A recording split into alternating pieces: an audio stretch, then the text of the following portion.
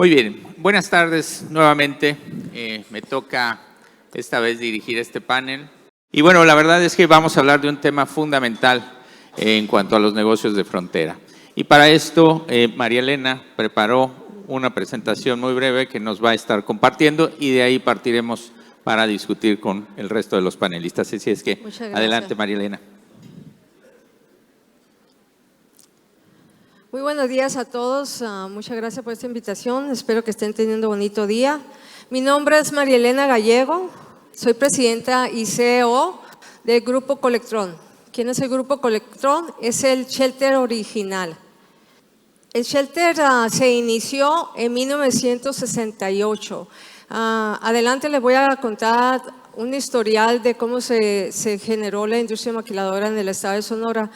Pero nuestra empresa es un concepto en donde les da la facilidad a los inversionistas de todo el mundo entrar a establecer sus empresas de manufactura en México, en este caso principalmente con nosotros en el estado de Sonora. Nos encontramos en 6 ciudades en el estado de Sonora. Hemos establecido más de 295 empresas a nivel mundial. Las empresas son de las primeras 100, 500 en la bolsa. Hemos generado más de 500,000 de empleos en 54 años que hemos laborado y actualmente contamos con un poco más de 8,000 trabajadores en las 5 ciudades. El giro de las empresas que hemos iniciado es desde el principio de la industria, que era textil, y luego electrónicas, aeroespacial, automotriz, energía renovable y últimamente metal mecánica. Lo voy a encaminar de cómo se inició y por qué nació el concepto de la industria maquiladora en México. En 1942 existía el programa Bracero. ¿Qué es el programa Bracero? En aquellos tiempos había un acuerdo con los Estados Unidos y México de llevar trabajadores a trabajar a los campos de los Estados Unidos. Entonces, en 1962 se acabó ese programa y se creó un problema social en todas las fronteras porque había todos esos trabajadores que habían estado trabajando en los Estados Unidos en el campo que ya no tenían trabajos. Es cuando se inició en 1965 el concepto de Twin Plan. ¿Qué quiere decir Twin Plan? Twin Plan básicamente decía que establecías una empresa manufacturera en México y tendrías la contraparte en el país de donde venías. En el principio de la industria maquiladora, su servidora tiene 40 años trabajando en la industria maquiladora. En el principio eran principalmente empresas norteamericanas. Últimamente tenemos empresas de todo el mundo. En 1968, porque no hubo mucho movimiento de este concepto de Twin Plan, se creó el concepto que se llama Shelter. El Shelter se originó en nuestra empresa, en Nogales, Sonora, por un norteamericano. Esta herramienta se promovió a través de los Estados Unidos para atraer inversión extranjera de manufactura y no tener la incertidumbre de cómo establecerse en nuestro país, en México. Entonces, esta empresa los establecía en México y se encargaba de todos los conceptos de cumplimiento legal, fiscal, para establecer su empresa manufacturera, mientras que el inversionista se dedicaba a lo que venía, que era manufacturar su producto.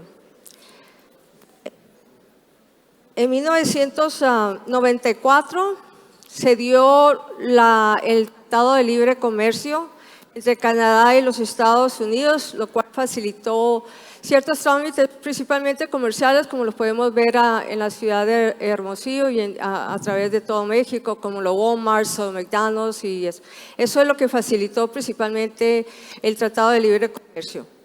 En el 2001 hubo la recesión económica, que nos impactó, el cual a nivel mundial.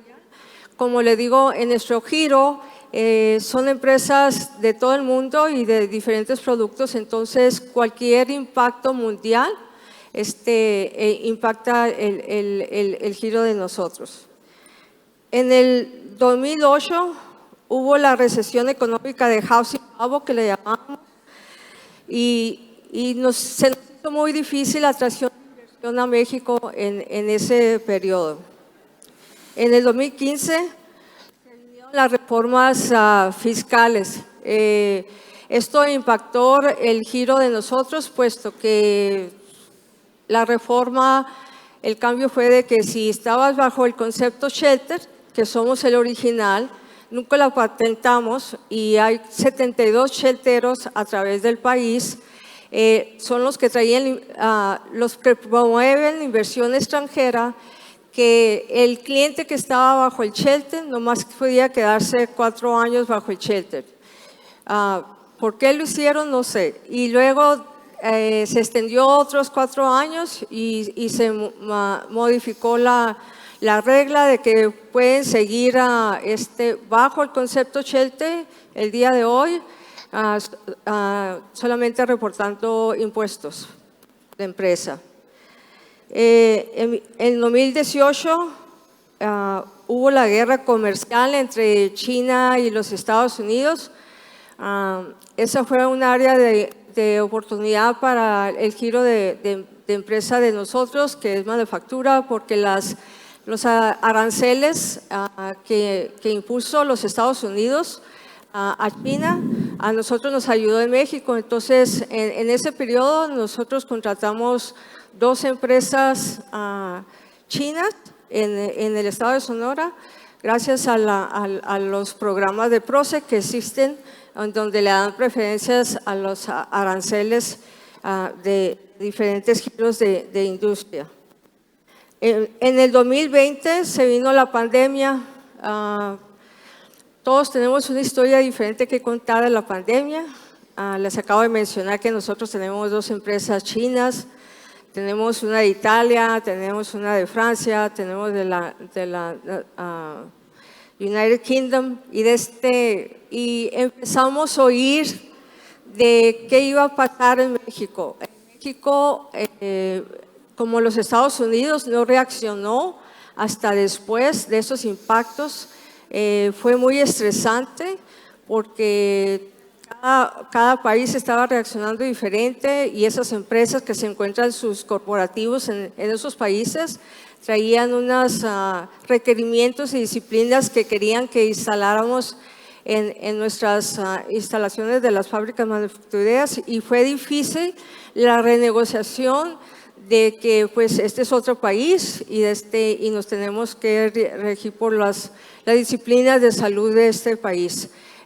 Un periodo muy estresante que aún ahí mencionaba que ya estamos saliendo, pues estamos medio saliendo, porque todavía hay paros por lo mismo en Asia, y nos impacta el problema de la logística. En el 2021 pues hubo el tratado del TELMEC, que viene a cambiar también un poco la manera de hacer negocios en la industria manufacturera. Trae con sí la nueva reforma laboral, impacta a las empresas. Lo más importante aquí es no tanto la nueva atracción de inversión, sino la retención de la inversión que ya existe de manufacturera en México por 55 años, que de la noche a la mañana cambiamos las reglas de cómo estaban presupuestadas o produciendo en nuestro país. Aún no se termina está la plataforma de cómo, qué impacto vamos a tener cada uno, y con eso se ven muchos problemas políticos que se están tomando ventaja, problemas políticos y problemas sindicales del sindicato, que están tomando ventaja de esta nueva reforma. En el 2021 se viene lo que le llaman Ally Shoring, que busca que México tenga consigo beneficios a Estados Unidos en cuanto a su estrategia de relocalizar las cadenas de suministro. Esta propuesta se genera en momentos en los que las cadenas de suministro entre Estados Unidos y China se han visto afectadas por las complicaciones generadas por la pandemia, por el COVID, pero también por la guerra comercial no declarada que han sostenido ambos países en los últimos años. Y en el 2022, pues como todos lo sabemos, como le menciono, estas empresas son no nomás de los Estados Unidos, al principio sí eran nomás de los Estados Unidos, pero ahora son de todo el mundo.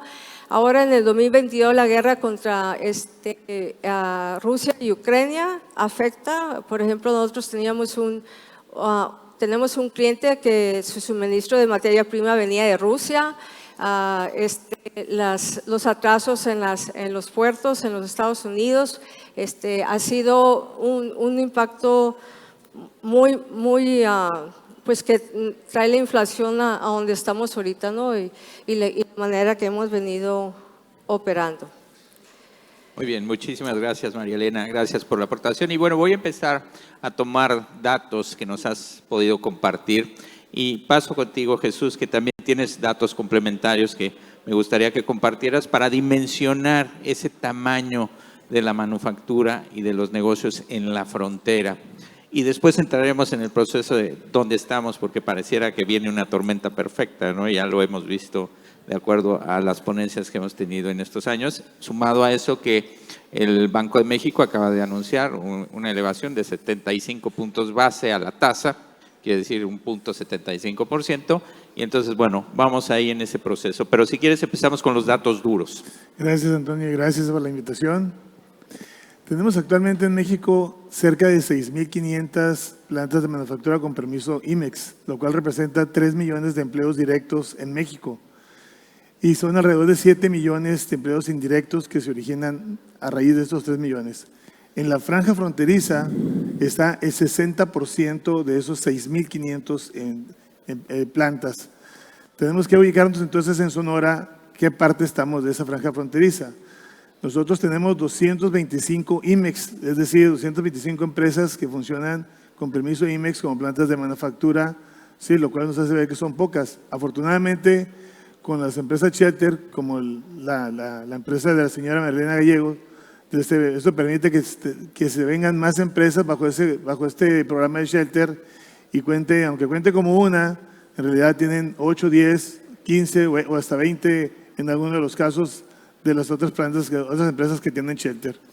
Esto es muy importante mencionarlo porque estas 225 empresas están representando actualmente 183,000 empleos aquí en Sonora y va en una curva ascendente de recuperación. Prácticamente ya estamos recuperados de antes del COVID, que tenemos 186 y estamos proyectando cerrar alrededor de 190,000 más lo que se genere una vez que se normalice la entrega de chips, tarjetas electrónicas y computadoras a la industria automotriz y la industria electrónica. Esto podría originar que cerremos más o menos para marzo del próximo año con más de 200,000 empleos en Sonora en lo que es manufactura. Actualmente, y si me permiten irme un poquito más específico, Hermosillo representa en este crecimiento más de 100,000 empleos directos, porque Ford, al abrir el tercer turno, estaría más o menos contratando alrededor de 1,100 empleos directos, y por cada uno que contrata Ford directo, contrata 6 de sus proveedores y 5 indirectos. Es decir, por cada empleo de Ford se genera en Hermosillo 11 empleos. Y de las otras plantas que no son parte del parque industrial automotriz, se están generando alrededor de 2.5 a 3 empleos. Y en esa parte de ahí se están esperando generar alrededor de 4,400. Todo eso nos hace ver entonces que estamos más o menos proyectando que para marzo, entre octubre de este año y marzo del próximo año, se den más de 10,000 empleos. ¿Qué riesgos hay? Estamos viendo una recesión. Afortunadamente, en esa recesión ya hay pedidos de carros que se tienen que producir porque son órdenes en firme y es muy seguro que se va a abrir el tercer turno. Lo peor que puede pasar es que no se abra de 1,100, a lo mejor de 500 o 600, pero se va a generar ese boom de empleos que se van a dar. ¿Qué puede pasar? Que tenemos que cerrar filas en un proyecto de unidad para generar las inversiones que está trayendo el mercado coyuntural, que ahorita en otra participación les platico más de esto. Segundo, tenemos que alinear a la parte sindical, a que se sume la generación de empleos y no mande señales equívocas a aquellas empresas que tenemos crecimiento orgánico actualmente, que ya estamos y que estamos generando empleos, y a las nuevas inversiones que se quieren venir. ¿Qué tenemos que hacer? Alinear a las universidades que están generando muy buen talento y que por falta de oportunidades, sí, que realmente hacen falta, se están yendo a otras partes. ¿Y por qué digo falta de oportunidades? Porque el año pasado, en el 2021, en Sonora nada más se abrieron 5 IMEX, es decir, se dieron 5 permisos IMEX para 5 empresas. En Mexicali se abrieron 11, estoy hablando de un estado contra una ciudad, y en Tijuana se abrieron 19. Nomás entre Tijuana y Mexicali se abrieron 30 y en Sonora se abrieron 5. Entonces, ahorita lo decía el gobernador del estado, estamos en una cruzada para trabajar en que se haga una campaña de promoción para traer esas inversiones, porque la coyuntura global, aún de que están dando señales de una posible recesión, hay otras señales que nos están dando oportunidades que en la próxima participación se las explico. Muchas gracias, Jesús.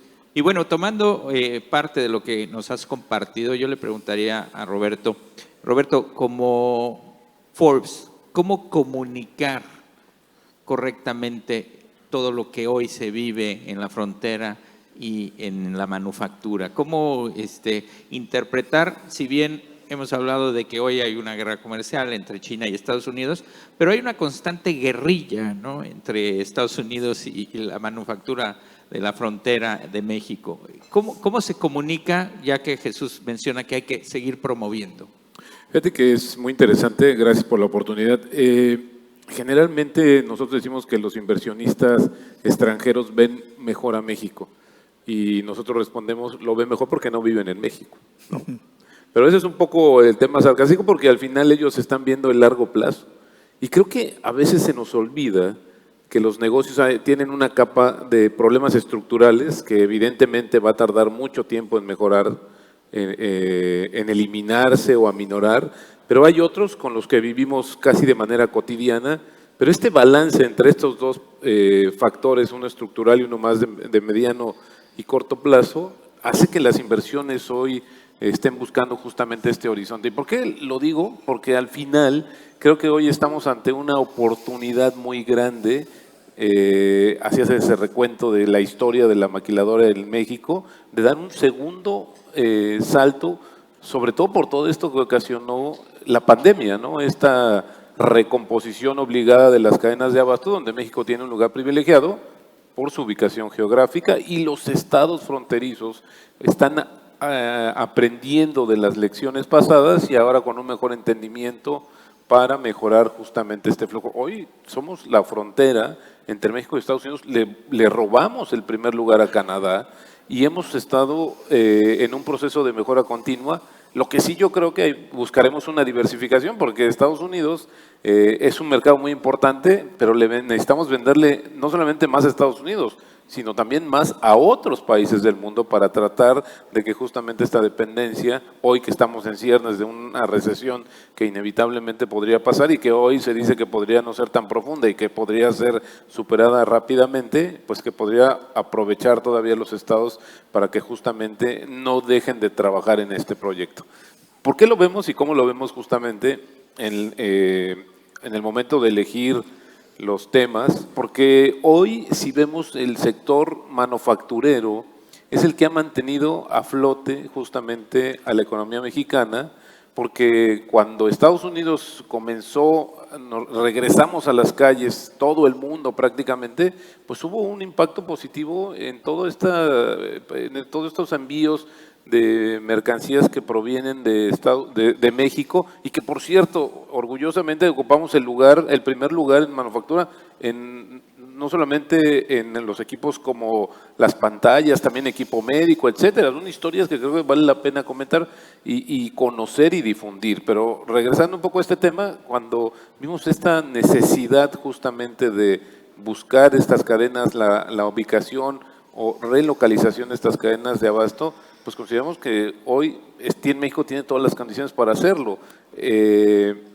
creo que de repente hace falta ciertos elementos que podían ser decisivos en estas cadenas donde están los elementos, y uno de ellos podría ser, por ejemplo, la generación de energía eléctrica, porque esa es una decisión crucial al momento de elegir la ubicación. Hay que recordar que también otros países, como el caso de Centroamérica, están viendo a México solamente como un paso, no están también buscando y saben que están cercanos al mercado tan grande que es Estados Unidos, y entonces México debería aprovechar mucho estas oportunidades y resolver esos temas para que justamente puedan ser mucho más competitivo y atractivo para que otras empresas o bien lleguen al país o, en su defecto, amplíen sus operaciones actuales, porque justamente este proyecto no lo va a cambiar nadie, no lo va a parar nadie. Creo que ahí tendríamos que ver que este fenómeno coyuntural que hoy se está alineando lo debemos de aprovechar de una mejor manera, y por eso nosotros tenemos un interés muy grande de también ver los estados fronterizos, el caso que hoy nos congrega aquí, porque también hay un proceso muy interesante de conectividad, ya lo decía justamente, ¿no?, el gobernador, de conectividad para hacer que justamente las cosas sucedan en este estado.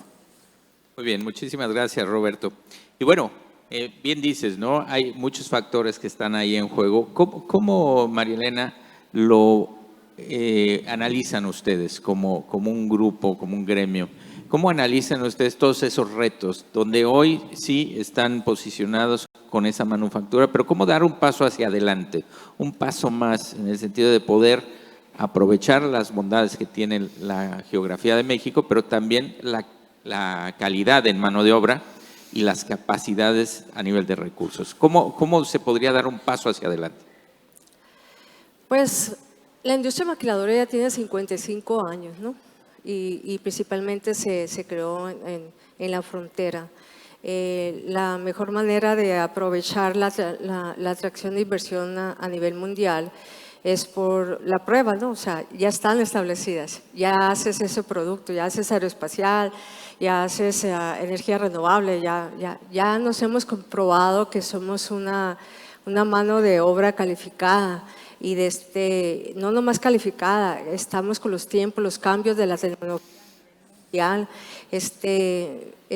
Nuestro país está muy bien situado actualmente, y tenemos una gran oportunidad hoy en el mercado de China por el problema de la logística que estamos viviendo a nivel global. Yo creo que ahorita es más que nunca que estamos viendo tanto el crecimiento orgánico que mencionábamos, porque las empresas están trayendo su inversión de Asia o de los Estados Unidos para tener crecimiento aquí en México, de las que ya están establecidas, como nuevos prospectos. Muy bien, muchísimas gracias, María Elena. Y bueno, en ese sentido, Jesús, ¿cómo enfrentar los retos que se vienen? Ya mencionaste datos que me parecen importantes a resaltar, como puede ser que sí hay de parte de la academia egresados que están saliendo, chavos preparados, pero que no están encontrando empleos. Tienes un problema de sindicatos que tienes que estar moderando. Compártenos un poco cuáles son esos grandes retos de la manufactura. Sí, Antonio, y a todos les comparto un dato también, un dato duro. La manufactura en México representa el 17.2% del Producto Interno Bruto, y aquí en Sonora el 22.5%. Es decir, una quinta parte de la economía de Sonora se mueve a través de la manufactura. Entonces, ¿sabes dónde está el secreto? En construir a partir de lo mejor que tenemos. Porque una vez que tú tienes manufactura, estás generando un producto que genera un valor y que hace que se genere servicios y que puedes tener oportunidades para que se conecte una cadena de suministro con la misma. ¿Qué oportunidades tenemos en la actual coyuntura? Tenemos ahorita un alto riesgo geopolítico entre China y Estados Unidos. Si China tiene problemas con Taiwán, como está la tensión actualmente, eso va a originar que muchos de esos productos que empresas americanas lo están produciendo en China no los puedan traer para acá. Entonces eso está generando que se vengan esos productos a manufacturar para acá. La mano de obra de China está muy parecida a la de México. En el norte de China, donde está el área de Shanghái, está entre un 16 y 18% más cara. En la parte del sur, donde está Hong Kong y Shenzhen, está casi igual. Los fletes están más caros desde que se vino la problemática de los contenedores. Y tenemos que esperar de 4 a 5 semanas para que lleguen aquí, cuando nosotros estamos a tiro de piedra para que llegue hacia allá. Tenemos un tratado de libre comercio que ofrece más ventajas y exige que en los productos que se manufacturen aquí tengan mayor contenido local. ¿Qué quiere decir esto? Que si antes para fabricar un auto se tenía que generar con un 62% de partes en México, ahora tienes que tener más del 70%, 75%. Entonces, muchas partes de China las tienes que traer y las tienes que manufacturar aquí y se tiene que generar aquí. Entonces, ¿qué te hace pensar eso? Que tienes que generar una cadena de suministro para las empresas que están aquí, las que le llamamos OEMs, las que hacen la manufactura del producto final. ¿Sí? Si nosotros vinimos y estamos haciendo una podadora, y voy a hablar de mi caso, de Black & Decker, una podadora de césped, tenemos que tener entonces 29 proveedores chinos aquí alrededor para que me suelten estos productos o me los tengo que importar para acá. Entonces, si tenemos esa visión y vamos sumando cada una de esas ventajas que tenemos actualmente, hacemos que esto camine. Entonces, si preguntamos, oye, ¿qué coyuntura hay? Pues súmale a eso que Estados Unidos está dando estímulos fiscales para que las empresas americanas se repatrien de Asia a la parte de Norteamérica. Y con ese tratado de libre comercio que tenemos muchas ventajas. Ciertamente, oye, puede haber una recesión, pero eso va a seguir fluyendo para acá. Vienen y tocan la puerta, llegan solos aquí. Yo como presidente de Index Sonora, vienen y me tocan la puerta a mí para decir cómo le hago, con quién voy. ¿Sí? Entonces, y hay otras partes en las que están yendo hacia allá. Es un tema que el gobernador, yo sé que ha tomado nota acerca de esto, porque si no aprovechamos una coyuntura que tenemos ahorita, perdemos muchas oportunidades.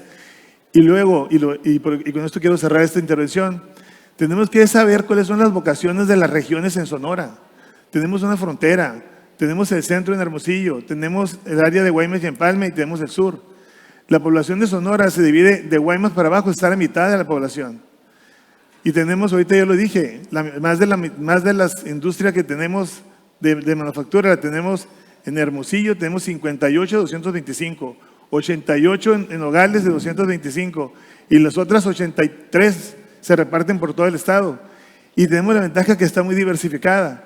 Tenemos la gran oportunidad de promover el sur del estado, que tiene buenas escuelas, que tiene gente, que tiene agua, que tiene tierra. ¿Qué es lo que nos hace falta? Ponernos de acuerdo, gobierno, empresarios, universidades y sindicatos. Si todos hacemos un solo frente, mandamos un mensaje de que realmente queremos la inversión aquí, que la vamos a cuidar y que la vamos a fortalecer, créanme que se vienen. Porque el inversionista es un ser humano que se va a instalar donde hay confianza para instalarse. Muchísimas gracias, Jesús. Gracias. En este sentido, Roberto, ¿cómo analizar y después aportar una opinión de todo esto? ¿Cuáles son los puntos a detectar como importantes para tomar efecto en ellos? Fíjate que nosotros cuando comenzó el tema de la pandemia, por una decisión editorial no dijimos, no nos enfocamos en saber cuándo iba a acabar o cómo iba a acabar, sino más bien estuvimos pensando en aprovechar la recuperación.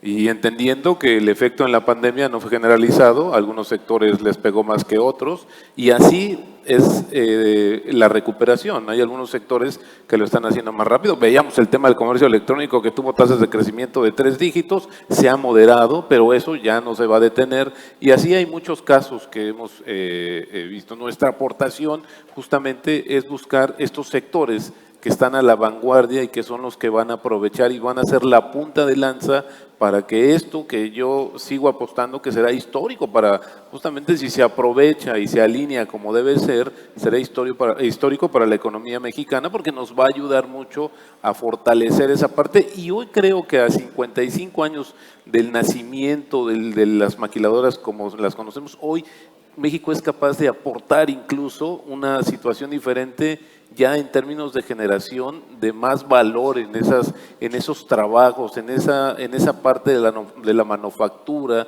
que creo que esto también es algo muy importante porque hoy también México se ha posicionado y el tema es que están buscando otros países también se están volviendo atractivos, así como los estados, ¿no? Los países también están buscando que se vean mejor ante los ojos de los inversionistas, bueno, también los estados, y así es que creo que conforme esa competencia sea sana y se den las mejores condiciones, esto se puede generar como una como ir engranándose justamente con la red de proveedores que cada una de las industrias. El caso de la industria automotriz creo que es uno de los más afortunados, que hoy está transitando también a una industria más especializada como a la aeronáutica, y habrá muchos de estos casos que se podrán seguir replicando en México. Así es que hoy aprovechemos esta recuperación, que no va a ser la misma, que no es igual, que no es al unísono, pero justamente identificando los sectores que podrían ser más beneficiados, y eso es lo que queremos nosotros hacer y transmitir justamente en nuestros reportajes. Perfecto, muchísimas gracias, Roberto. Y bueno, les voy a preguntar, y voy a hacer corto, mediano y largo plazo. ¿Cómo visualizas a corto plazo, María Elena, el escenario para la manufactura y en la frontera? Mi preocupación más grande hoy es nuestro mismo gobierno. Como le menciono, la industria maquiladora ha existido por 54 años.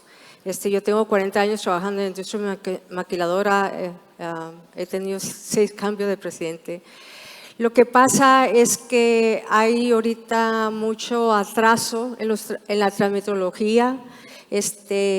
Las dependencias no están respondiendo, ahora que está todo electrónico por parte del gobierno federal, nomás te mandan un aviso y no tienes una persona cercana a ti con que tener un contacto.